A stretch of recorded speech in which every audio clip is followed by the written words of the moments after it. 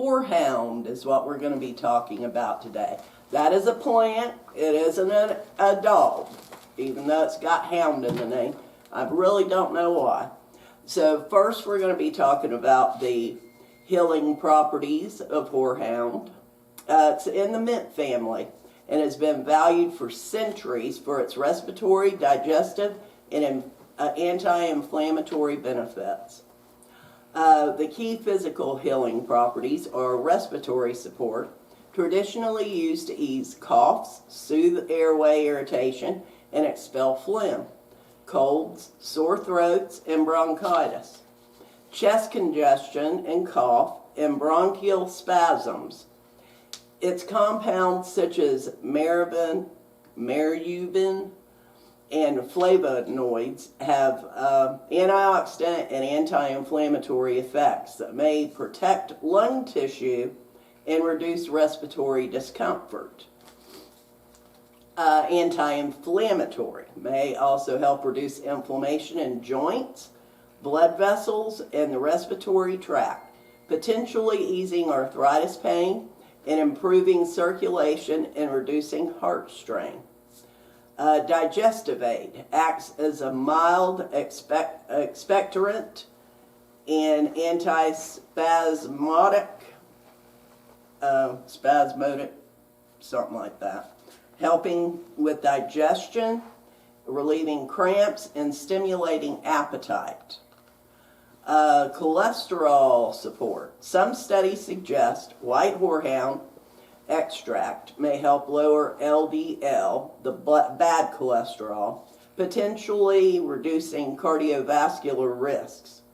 Blood sugar regulation. Research in animal models shows horehound extracts can lower blood glucose levels. Liver protection. Antioxidant activity may support liver health. Microbial effects. The lab studies indicate potential antimicrobial effect properties. Man, I'm glad to get past that. Me and that antimicrobial do not get along. Every time I have problems with that. My brain just doesn't get it. But anyway, horehound was first documented in ancient Rome for respiratory ailments and as an antiseptic. Used in Egypt, it's known as, also called or known, seed of Horus, and antidotes for poison. And in medieval Europe, it was part of remedies for coughs, digestive issues, and even as a protective herb against witchcraft. Spiritual and metaphysical properties. Believed to promote emotional healing, inner peace, and psychic protection. It's used in rituals for cleansing negative energies, exorcism, and protection of people, property, and sacred spaces. It's associated, as we spoke before, with the Eye of Horus, symbolizing healing and restoration.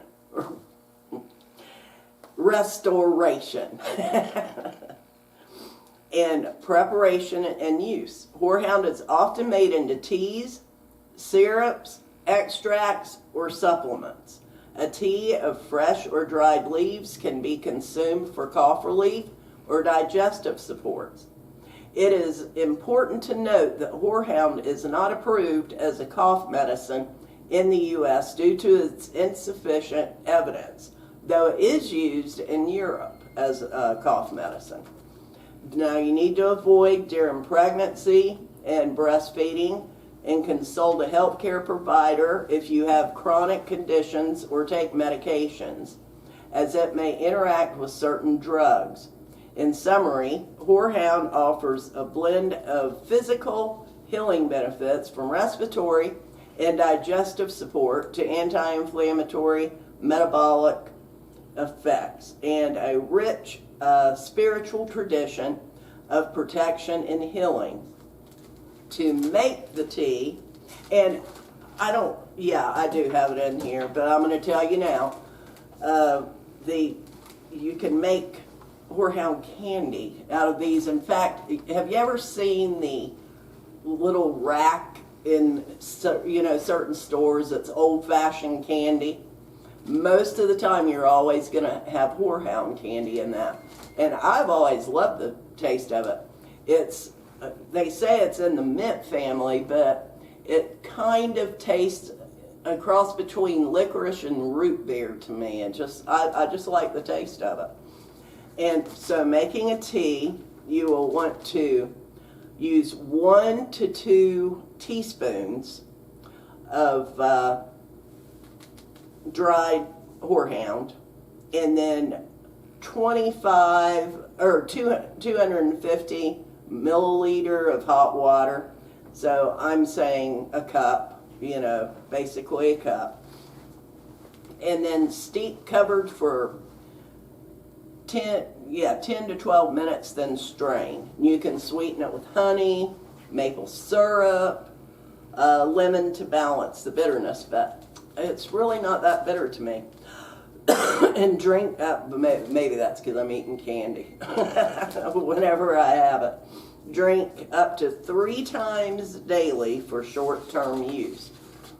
And it's common in traditional cough remedies. Horehound's bitterness is masked by sugar or honey. There you go. That's why I love the candy. It's masked by the sugar. And extracts or supplements available in liquid or capsule. You can make a tincture with this too. Avoid during pregnancy and breastfeeding. It's not recommended for children under 12. Use with caution if you have liver disease, bile duct obstruction, or active peptic ulcers. Consult a healthcare provider before use. May interact with certain medications. Avoid if you're on any prescription drugs without medical advice. And practical uses on how to use it. For best results, use fresh or high quality dried herb from reputable sources. And for respiratory use, drink warm tea before bed to help loosen mucus. Truthfully, instead of my coffee over to the side, I should have made me a cup of this tea right now. It would probably help a lot. But I'm going to be also finishing my Mullein tincture in a couple shows from now. So I was trying to save it all for that. And I wanted to do it last because it's probably going to make me cough up a storm. So let's see. Here we go. Do not use long-term without medical supervision. And Horehound is traditional remedy, not a substitute for medical treatment. If symptoms persist or worsen, seek professional medical care. And common side effects. Horehound is generally safe in food amounts, but may cause side effects when taken medically or in large doses. Common side effects include vomiting, nausea, digestive upset, and contact dermatitis if applied to the skin. Its bitter compounds, particularly maribulin, can stimulate gastric juices, which may worsen conditions like peptic ulcers and gastritis, which I've said that before. And cardiovascular effects. Horehound may lower blood pressure and can be risky for people already taking anti-hypersensitive medications or those with naturally low blood pressure. It may also cause irregular heartbeats, especially in individuals with pre-existing heart conditions. Just had to get that in there. Blood sugar effects. Horehound has hypoglycemic properties, meaning it can lower blood sugar levels. People with diabetes should monitor their blood sugar closely, as combining Horehound with diabetes medication may lead to dangerously low blood sugar. Pregnancy and breastfeeding. Horehound is likely unsafe during pregnancy because it can stimulate menstrual flow and potentially cause miscarriage. Breastfeeding women should stick to food amounts as medicinal doses have not been proven safe. Other precautions. Surgery. Horehound may affect blood sugar control during and after surgery, so it is recommended to stop at least 2 weeks before surgery. Topical use. Applying Horehound to the skin may cause allergic reactions or dermatitis, and safety during pregnancy or breastfeeding is unknown, so just don't do it. High doses, large amounts may induce cardiac irregularities or liver stress. In summary, while Horehound has traditional uses for coughs, digestive issues, and respiratory support, it should be used with caution. Avoid during pregnancy, monitor blood sugar and blood pressure, and consult a health care provider before using medicinal doses, especially if you have heart conditions, diabetes, and or preparing for surgery. Now, the magical properties. Horehound is a sacred herb used for protection, healing, clarity, and spiritual empowerment in medical practices. Horehound has long been regarded as a powerful protective herb, guarding individuals' homes and properties from negative energies, curses, evil spells. It is traditionally used in rituals to dispense evil, drive out harmful spirits, and neutralize hexes. The herb can be scattered across the space, burned in rituals, or incorporated into spell bags and amulets to create a protective barrier against psychic or magical harm.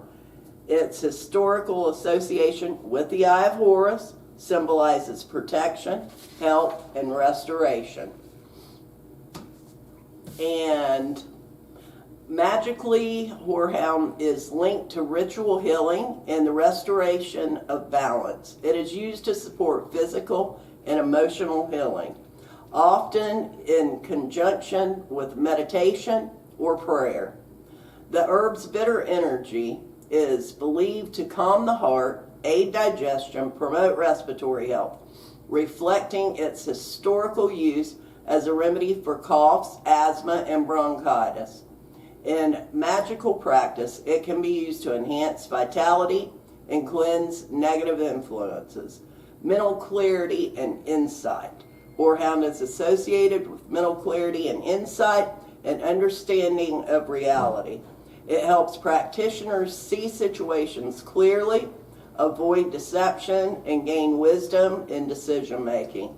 The herb is connected to the air element and the planet Mercury, emphasizing its role in communication, intellect, and purification. It can be used in teas, incense, or sachets to enhance focus, clear negative energy, and promote positive ritual and symbolic uses. And to promote positivity. How to use it. Horehound is versatile in magical rituals, burning in ceremonies to honor deities like Horus, Apollo, or Athena is for protection and wisdom. Sprinkling around the home or use in floor washes to repel wild animals, negative influence, or harmful spirits. Incorporating into spell bags or amulets to strengthen personal energy, guard against curses, and support spiritual growth. Seasonal rituals during spring and summer, symbolizing renewal, clarity, and protection. Emotional and spiritual benefits. Horehound promotes inner peace, emotional healing, and psychic protection. It is considered an herb of the present, helping individuals connect with the tangible world while maintaining spiritual awareness. Its energy supports those who feel timid, weak, or vulnerable, providing strength, courage, and resilience in challenging situations. In summary, Horehound is a multifaceted magical herb valued for its protective, healing, and clarifying properties. It is used in a variety of spiritual practices to ward off negativity, enhance mental clarity, support emotional well-being, and invoke divine blessings. Incorporating Horehound into your magical toolkit can strengthen both personal and environmental protection while promoting holistic spiritual growth. And that is it for Horehound. And next we will be talking about goatweed.